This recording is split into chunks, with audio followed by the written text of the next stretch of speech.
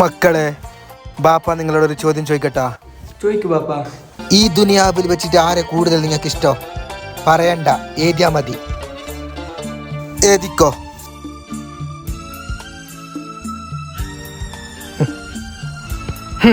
ദുൽഖർ സൽമാൻ. എക്സാമിൽ പാസ്സായതിന്റെ ബാപ്പ നിങ്ങൾക്ക് എന്ത് മേങ്ങി തരേണ്ടത്? സൈക്കലാ, ആനക്കുടു, ചോറുടെയും ടേസ്റ്റാണ് അല്ലേ?